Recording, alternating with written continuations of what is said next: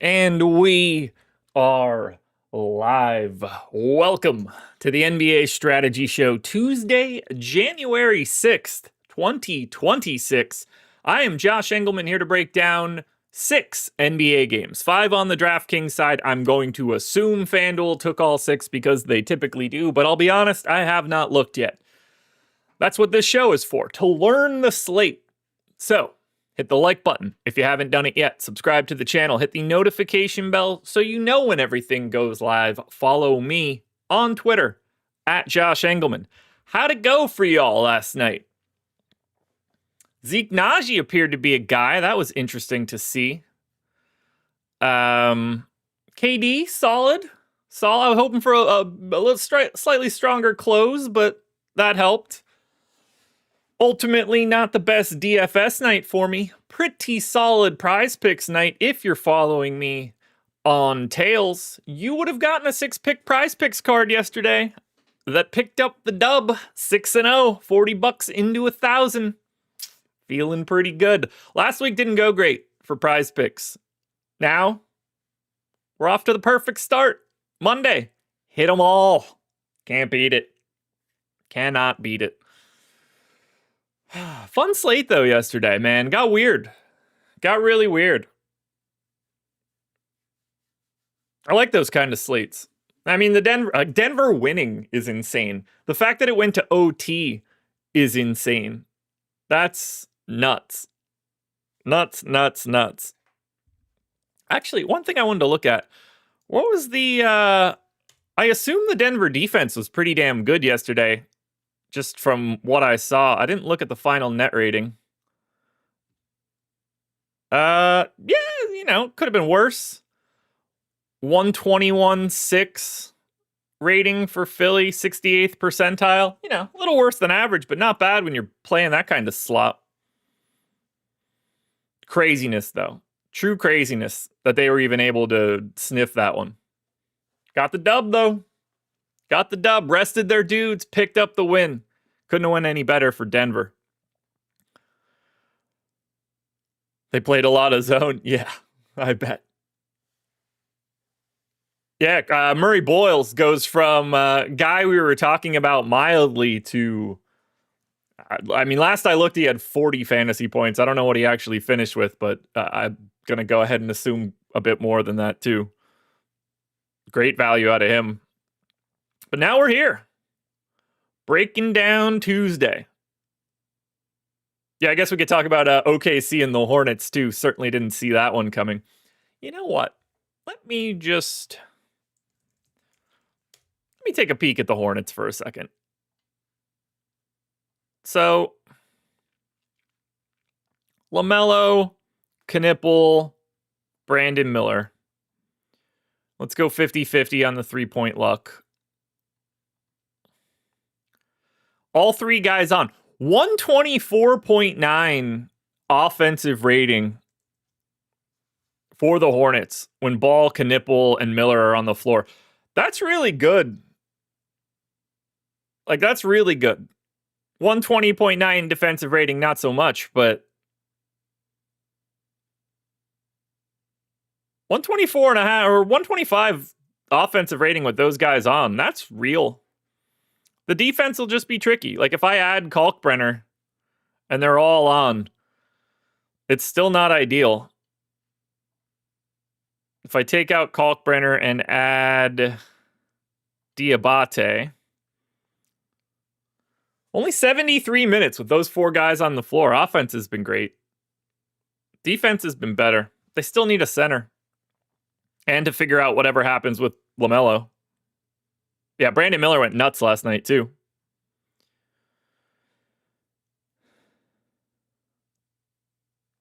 What happened to Josh's invincible OKC? Well, they're not invincible. They're just the best team in the league. The best team in the league loses. I don't know, 10 to 15 times a year. Doesn't make them not the overwhelming favorites. I don't know what the Hornets are going to do with LaMelo. That'll be everything. None of this is going to matter if they don't fix that. One way or the other. Keeping him playing, getting rid of him.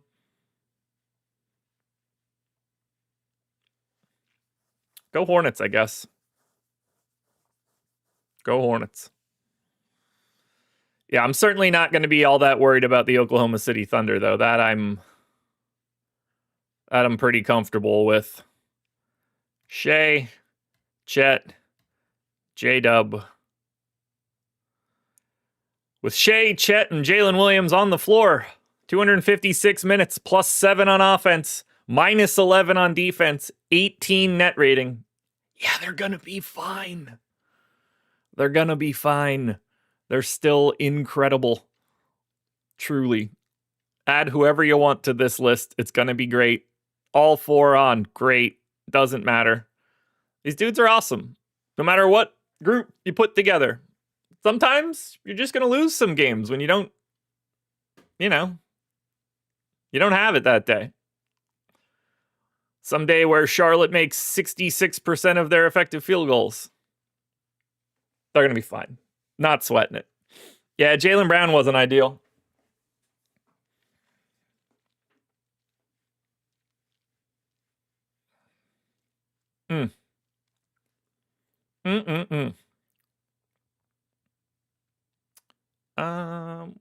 There it is.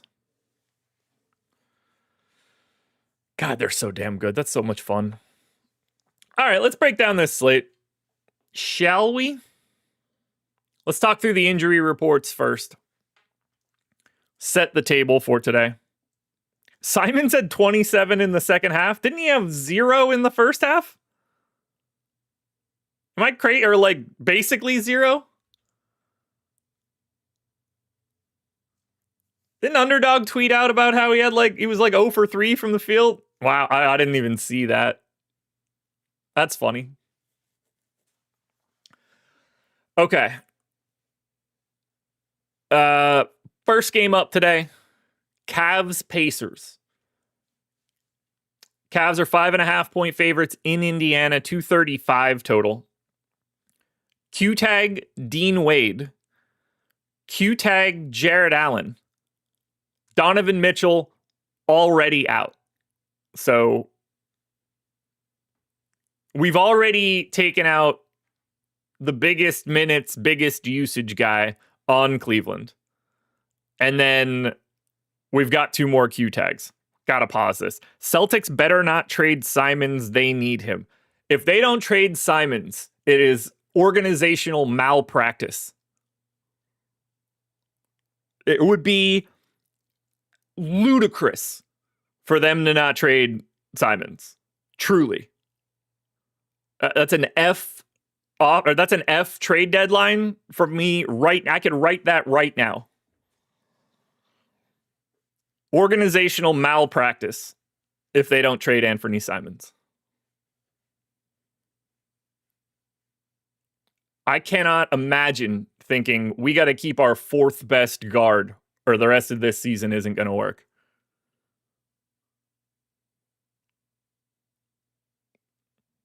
Trade him for who? I don't care who. It truly doesn't matter.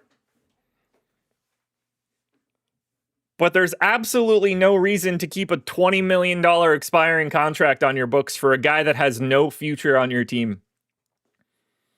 He's not going to be ahead of Derek White, Peyton Pritchard, or Jaylen Brown next year. Fire him out for anything you can. He's got to go. They're crazy if they don't. Barring like something happening to if Jaylen Brown gets hurt tomorrow and is out for the rest of the season and the Celtics season's just over, I don't hate if they keep him and just, get rid of the money or use it to save money. But yeah, it's, you trade him if you can to wherever you can. There is no benefit to keeping him on the team. By the way, for the Pacers, since we can get back into this, Benedict Mathurin out with a thumb sprain. He's going to be out for a bit. But the Cleveland side is the side that matters the most here. Looking at a projected starting lineup of Darius Garland, Jalen Tyson, Dean Wade, Evan Mobley, Jared Allen. But 2 of these guys questionable at this moment. Sorry, I didn't realize I scrolled down too far. Wait, no, that's not it. I want to do... Nope, that's not it either. Oh, this is annoying. There we go.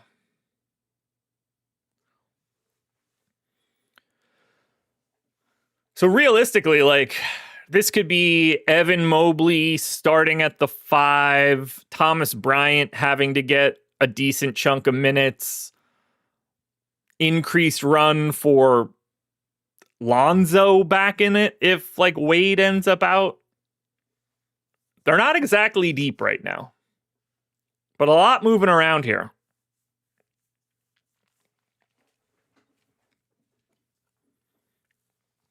Now, if we look at the ownership for this team, because I do want to highlight Cleveland quickly. Evan Mobley, 50% owned. Darius Garland, 50% owned. Craig Porter Jr. at 3,600, north of 30. Jared Allen is 20, and we don't know if he plays. DeAndre Hunter, just 7. Sam Merrill at about 13. It tapers off after that.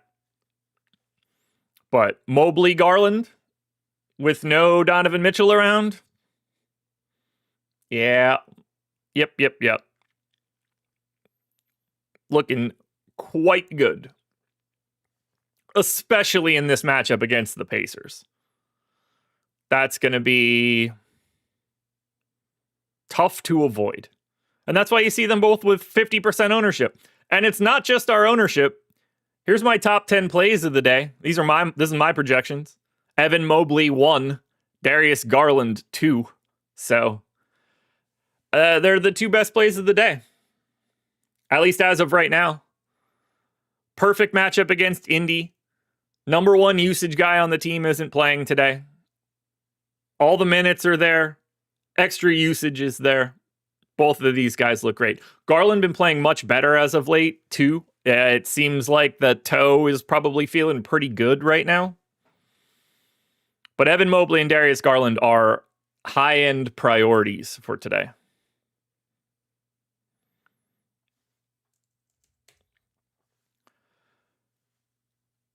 We have a high-end priority coming from the Indiana side, though. That's Aaron Nesmith.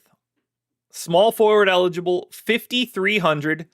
Also, 50% owned, just like Darius Garland, just like Evan Mobley. Nesmith at 5,300. North of 30 minutes already since he's been back. Like, that matters. We've got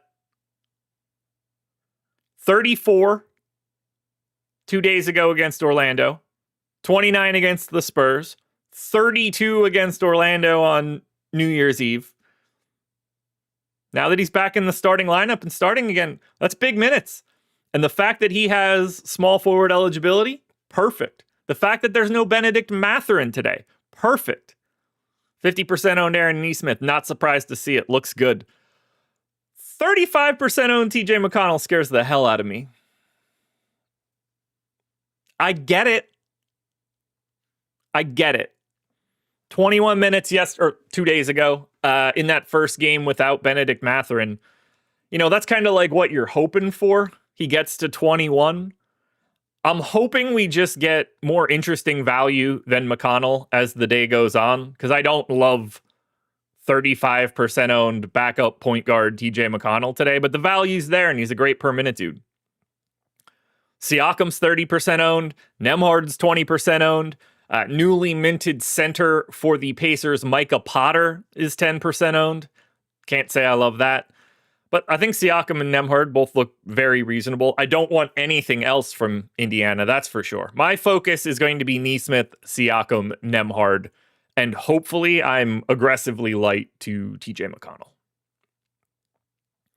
Had to start there touching on that game because, let's see, 1, 2, 3, 4, 5, 6 of the top 7 guys on this slate in ownership are in Cleveland, Indy. Mobley, Nesmith, Garland, McConnell, Craig Porter Jr., and Pascal Siakam. 6 of the 7 highest owned dudes. They all played in the 7 o'clock game. Tyson smash with Donovan Mitchell out. Yeah, he does not look like a good play today in any way. I think he's 5% owned, and that's about right. He is a complete afterthought. That said, everybody else isn't.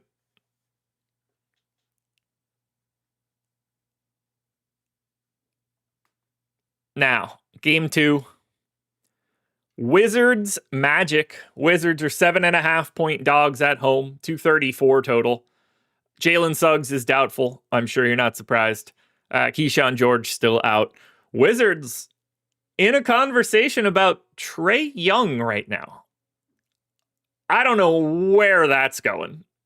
When I look at that deal, I can't figure out what's happening.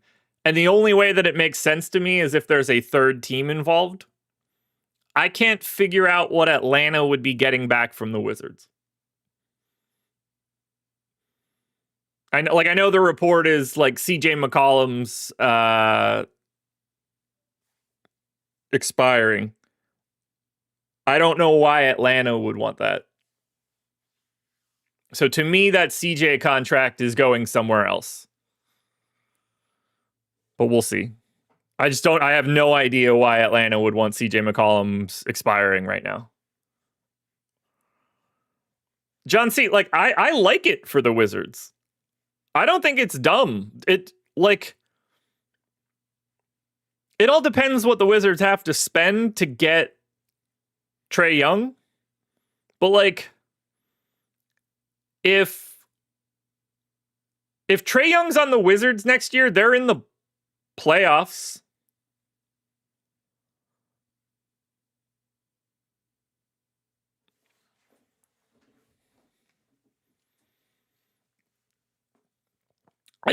You can't trade Trey Young for nothing.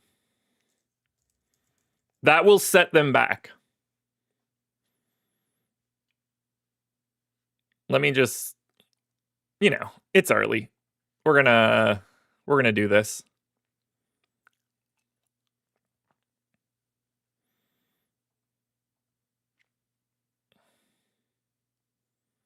Bilal, CJ, and a first.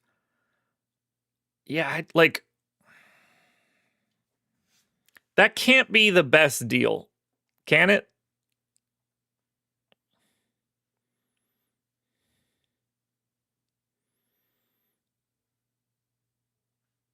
When I look at this list, because we got to think about what Atlanta is trying to do, right? If you're trading Trey Young and CJ McCollum is a $30 million expiring, who do you want? I can't imagine Washington wants to offload Koulibaly. And then after that, it's well, who the fuck would you want? It can't be Corey Kispert. You can find a Corey Kispert anywhere.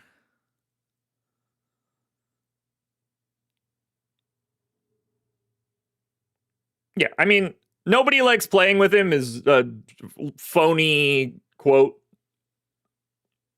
That's so stupid, it's insane. The chances that no one wants to play with one of the best passers in the NBA is crazy. That's just coward shit, nonsense reporting that doesn't mean anything. I just don't I don't understand who goes back. So to me, McCollum's expiring is going somewhere else so that Atlanta gets a real player back.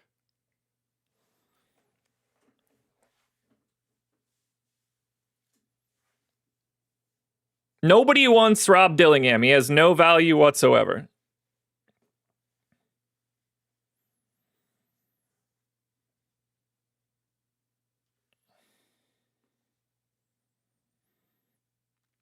Yeah, I'm sure they really hated it when they went to the Eastern Conference Finals too. It's all, this is so stupid.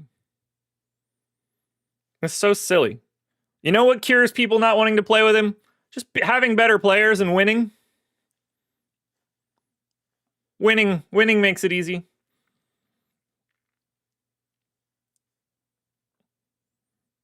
Winning makes it very easy. I don't know what the Wizards do here. I don't know who goes out. It has to me, it has to be a third team. There's nothing on the Wizards that the Atlanta Hawks would want. I just don't see it. That said, I'm sure it's going to happen for something I don't understand. But I would be shocked if there's not a third team involved. Truly shocked.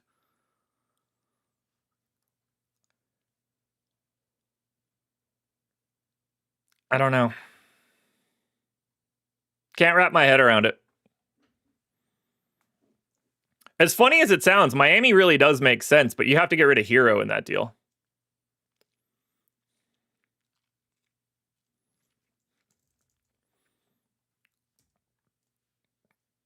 Yeah, it's definitely not a straight salary dump. You can't just straight salary dump people in the NBA any longer. Let's see. Next year, Kennard free agent gone. Porzingis free agent gone.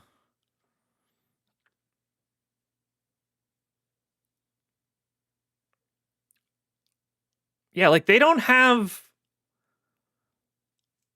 I don't know what the benefit is to cap room other than imbalanced trades. Yeah, I don't know. I don't like it. I don't like it.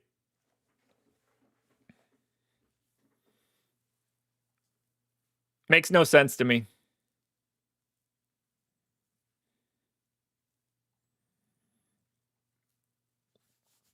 Can't wrap my head around it. Oh well, we'll figure out what it ends up being when we get there. Let me walk through the rest of these injury setups for today. Spurs, Grizzlies. We kind of have a big piece of news here for San Antonio. Victor Wembanyama, questionable today with the bone bruise in his knee. Still no Devin Vassell. For the Grizzlies, Cedric Howard is out with the ankle sprain. Everybody that's typically out for the Grizzlies is still out. And then Ja Morant is questionable and Vince Williams is questionable. So we have no idea whatsoever what's going to be going on in the Spurs-Grizzlies game. Morant, Wemby, and Vince Williams all questionable right now. Miami Heat, Minnesota Timberwolves. Everybody's available for the Wolves. Jaquez questionable. Tyler Hero questionable. Everything else normal. So obviously the status of Jaquez and Hero impacts everything for Miami. Until we know if those guys are playing, we don't know what we're going to do here. Final game of the DraftKings slate. Lakers, Pelicans. 5.5 point dogs for the Pels. 241 total. No Austin Reeves, obviously, for the Lakers. No Rui for the Lakers. Gabe Vincent is questionable. Never really know what's going on there. For the Pelicans, Herb Jones is questionable. We haven't seen him in a bit. Still no Sadiq Bey. And then the late night hammer, 3 hours after Lakers Pels. Guys, does FanDuel have this game in the slate? For the Mavs, doubtful tag on PJ Washington. Interesting. For the Kings, still no Domas. No Keegan Murray, left ankle sprain, but Dylan Cardwell is back for the Kings. Ooh, FanDuel didn't include it. Okay, well then I truly don't give a shit about Mavs Kings then. I won't even mention that game again. Good job, FanDuel. No one wanted that. No one wanted that at all. Stupid 11 o'clock games. Stupid 11 o'clock games. All right, let me go over the ownership for right now. One guy that we didn't touch on yet, $5,500 Wendell Carter Jr., currently projecting for about 40% ownership. In my contenders, he was 7th. Not surprised in any way to see him near the top of the ownership table.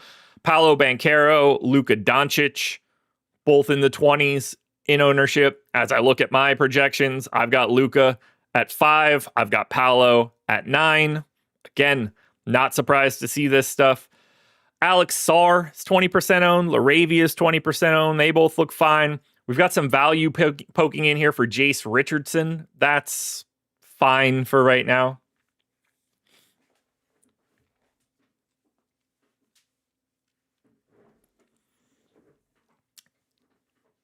John, you're obviously being a little bit disingenuous by listing points per game for a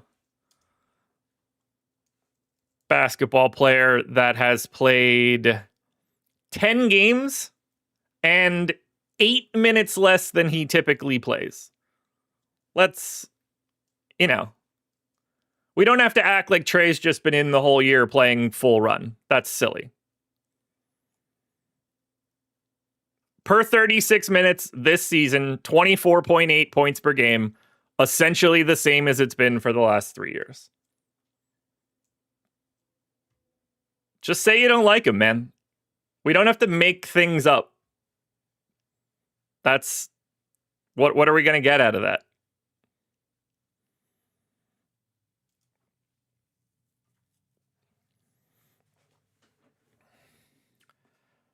I mean, I'm not sure anybody ever called him an elite scorer. I would call him an elite offensive player. It's silly to pose it like he's one of the best offensive initiators in the league. To not add that back in, that's crazy. Like, okay, instead of saying scorer, just say offensive player. We don't have to get overly technical on like the just shooting part of it. That's nuts.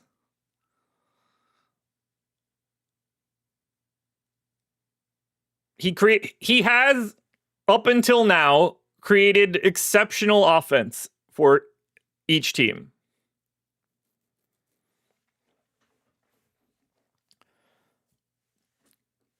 The problem in this scenario is not Trey Young's lack of value. It's the wealth of additional options. If you don't want there's the market's flooded with point guards. Why pay a lot for Trey if you can call up the Memphis Grizzlies and ask about Ja Morant? Why pay a lot for Ja Morant if you can call up the Charlotte Hornets and ask about LaMelo Ball? Like, we could work our way down the line of guards that are now not the same value they used to be. But like, this is less of an indictment on Trey and more of an indictment on like the current scenario. Look, I'm not a huge Trey Young guy either, but like, we don't have to talk about him wrong. We can just say what he is.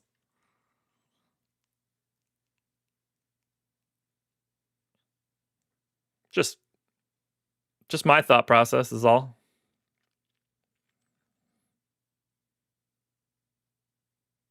He good, man. It'd be interesting to see what his next contract is, because that'll matter.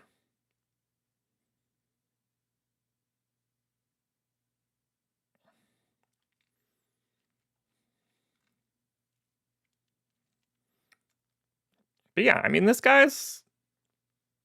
let him get healthy. That's what I'd want to do. Actually, like, I assume his best days are behind him. I'll also be willing to say that. I assume this isn't going to look great when I pull it up.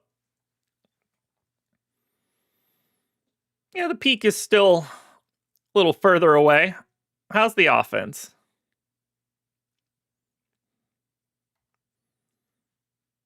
Yeah, I mean, Darko still has him as a 3 and change offensive player for the better part of his entire career. How's the rim attempt rate? Now, that's not ideal. That is one that starts to scare me at least a little bit. Getting to the rim a little bit less frequently. All right, he's still finishing the same way, so that's good. I don't know. Look, if his value is going to be as low as we're having this conversation for, I'm very much team Trey Young.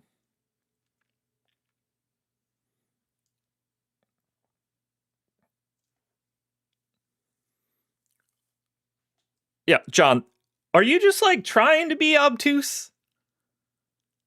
These guys are like 7 years apart. I mean, like, what are we doing here? You really want to do this? You really want to do this?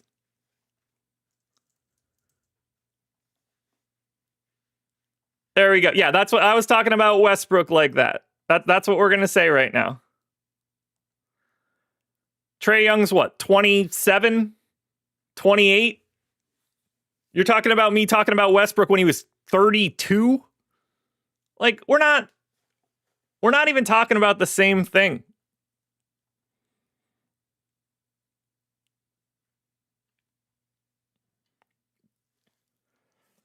You can't be comparing him to a 33-year-old Russell Westbrook.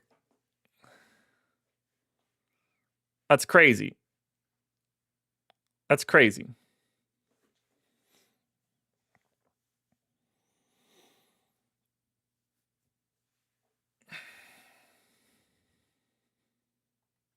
Look, I agree.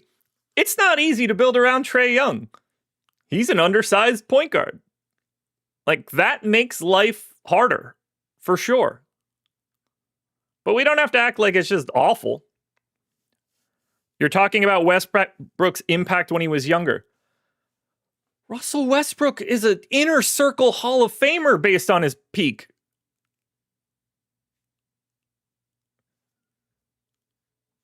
It didn't matter what else Westbrook did. He was like a +6 offensive guy.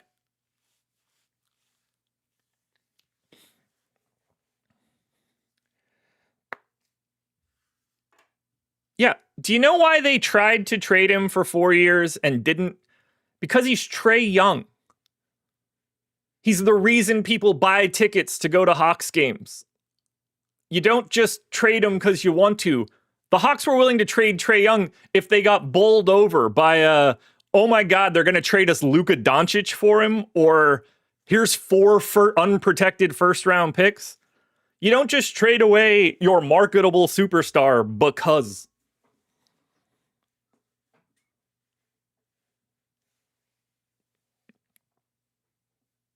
Yeah. For the last couple of years, is Westbrook awful? Sure. Is peak Westbrook no, I would love to have Russell Westbrook peak.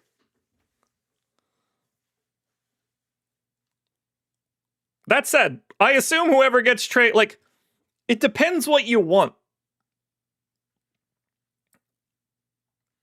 Like, if you're Washington, why wouldn't you want to be in the Trey Young business for the next couple years? You're going to go from dreadful to absolutely positively making the playoffs. That's helpful. Do I think that Trey Young is going to, like, help out, I don't know, the Minnesota Timberwolves? Like, probably not as much as you'd want. Trey Young's going to follow the Iverson career path. I mean, Trey Young's better than Allen Iverson.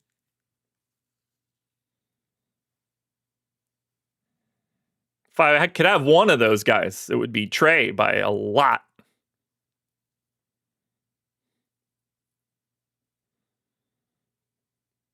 Like, a lot. Isn't Iverson in the hall? Yeah, of course. I'm a noted non-Iverson guy.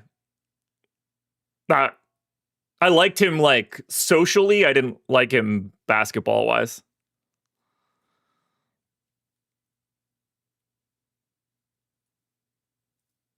Yeah, no, Minnesota does not need Trey Young. I don't like that fit in any way.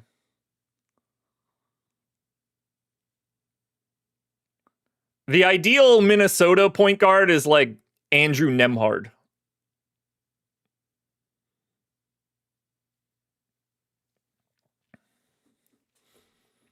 I wonder if this is available. I don't know how far back Darko goes. This might not work.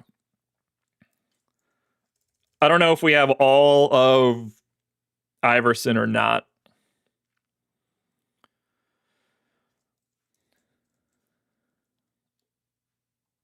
Ah, we do. We do. That's fun.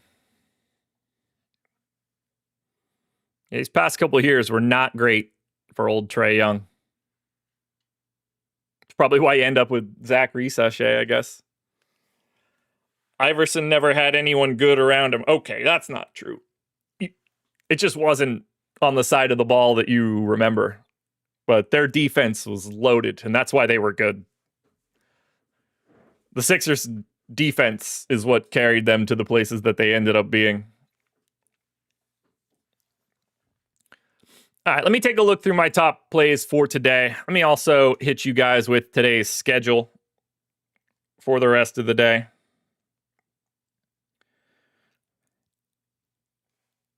NFL strategy show. We didn't have one yesterday. We do have one for today. Laffy and Ben coming up next, about 25 minutes, breaking down the first round of the playoffs.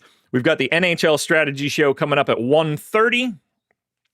I will be live at 5 with Spags for the deeper dive. And then Greg and Eric, 6 p.m. live before lock. I don't know if you guys caught it yesterday. I put it out on across Twitter and Tails. I broke down each position on DraftKings, gave my thoughts, gave my top 10, put it out as a thread, and then I hit some updates later in the day once the Denver news came out. I'm going to start doing that regularly. Think of it like a contenders thread, but a little bit more in depth. Today, DraftKings, King of the Court. I will have my data out sometime in the next 2 hours and my King of the Court pick for tonight's slate. Couple more games than we had last week. That's exciting. Should be able to get some down the ballot guys. And then what else? Oh, got to run back Prize Picks. 6-0 yesterday. Turned $40 into 1,000. Got to keep that 6-0 momentum going. Prize Picks card coming up shortly. My top 10 as of right now: Mobley, Garland, Desmond Bane, Aaron Nesmith, Luka Doncic, Pascal Siakam, Wendell Carter Jr., TJ McConnell, Paolo Banchero, Craig Porter Jr. Only 2 names in my top tier right now. That is Evan Mobley and Darius Garland. And then we have a very busy A tier. 20 dudes. It's busy in the A tier. Falls off a bit after that. We got a lot of news to wait on. Lots and lots of news to wait on.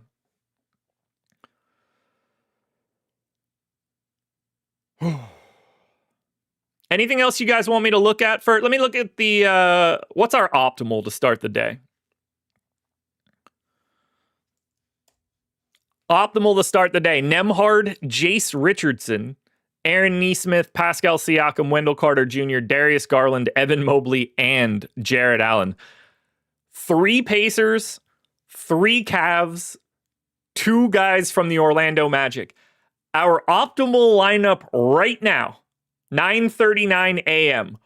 All 8 guys are from the 7 o'clock games.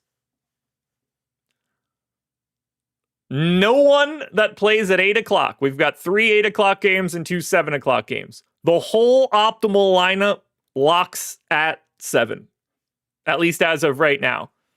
Realistically, if you're playing a cash game, you might be locking in your cash lineup with all things 7 o'clock. Now, personally, I would get Jace Richardson the hell out of there and something else and see what else looks like.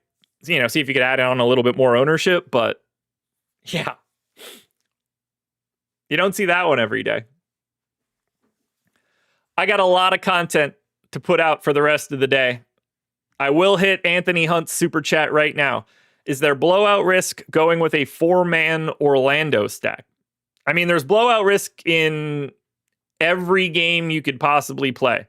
The line's 7.5. Indy's 5.5. Memphis is 5.5. Minnesota's 5.5. The Pels are 5.5.